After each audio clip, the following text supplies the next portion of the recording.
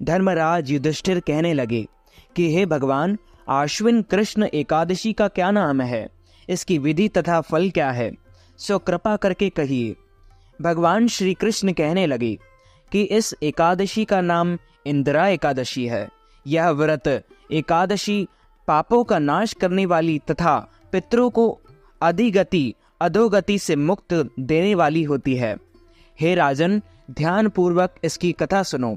इसके सुनने मात्र से ही वाजपेयी यज्ञ का फल मिलता है। प्राचीन काल में सतयुग के समय माहिष्मति नाम की एक नगरी थी। इंद्रसेन नाम का एक प्रतापी राजा धर्म पूर्वक अपनी प्रजा का पालन करते हुए शासन करता था। वह राजा पुत्र पौत्र और धन आदि से संपन्न और विष्णु भगवान का परम भक्त था। एक दिन राजा सुख पूर्वक अपनी सभा में बैठा था तो आकाश मार्ग से महर्षि नारद उतरकर उसकी सभा में आए। राजा उन्हें देखते ही हाथ जोड़कर खड़ा हो गया और विधि पूर्वक आसन व अर्घ दिया। सुख से बैठकर मुनि ने राजा से पूछा कि हे राजन, आपके सातों अंग कुशलता पूर्वक तो हैं, तुम्हारी बुद्धि धर्म में और तुम्हारा मन विष्णु भक्ति में तो रहता है। देवर्षि नारद की ऐसी बातें सुनकर राजा ने कहा, हे महर्षि, आपकी कृपा से मेरे राज्य में सब कुशल है तथा मेरे यहाँ यज्ञ कर्मादि सुकृत हो रहे हैं, और आप कृपा करके अपने आगमन का कारण कहिए। तब ऋषि कहने लगे कि हे राजन, आप आश्चर्य देने वाले मेरे वचनों को सुनो। मैं एक समय ब्रह्मलोक में यमलोक को गया। वहां श्रद्धा पूर्वक यमराज से पूजित होकर मैंने धर्मशील और सत्यवान धर्मराज की प्रशंसा की। उसकी यमराज की सभा में महान ज्ञानी और धर्मात्मा तुम्हारे पिता एकादशी का व्रत भंग होने के कारण देखा। उन्होंने संदेशा दिया, सो मैं तुम्हें कहता हूँ। उन्होंने कहा कि पूर्व जन्म में कोई विघ्न हो जाने के कारण मैं यमराज के निकट रह रहा हूँ।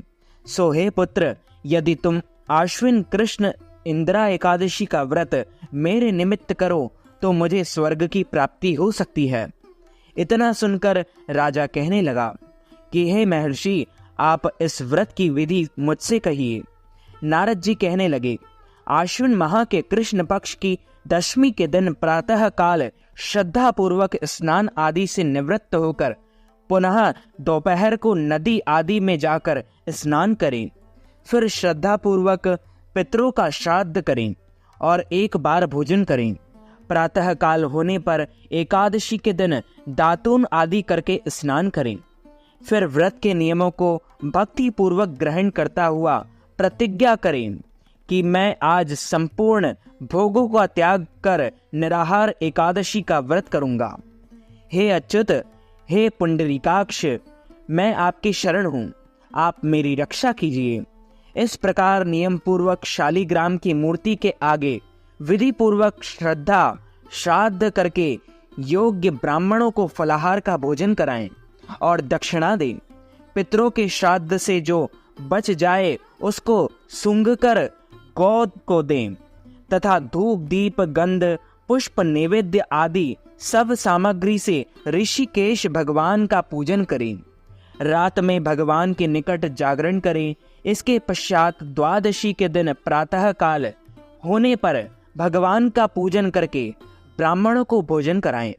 भाई बंधुओं, स्त्री और पुत्र सहित आप भी मौन होकर भोजन करें। नारद जी कहने लगे कि हे राजन, इस विधि से यदि तुम आलस्य रहित होकर इस एकादशी का व्रत करोगे तो तुम्हारे पिता अवश्य ही स्वर्ग लोक को जाएंगे। इतना कहकर नारद जी अंतर्ध्यान हो गए। नारद जी के कथानुसार राजा द्वारा अपने बांधवों तथा दासों सहित व्रत करने से आकाश में पुष्प वर्षा हुई और उस राजा का पिता गरुड़ पर चढ़कर विष्णु लोक को गया। राजा इंद्रसेन भी एकादशी के व्रत के प्रभाव से निष्कंटक राज्य करके अंत में अपने पुत्र को सिंहासन पर बैठाकर स्वर्ग लोक को गया। हे युधिष्ठिर, यह इंदिरा एकादशी पितृ एकादशी के व्रत का महात्म मैंने तुमसे कहा। इसके पढ़ने और सुनने से मनुष्य सब पापों से छूट जाते हैं और सब प्रकार के भोगों को भोग कर बैकुंठ धाम को पधारते हैं।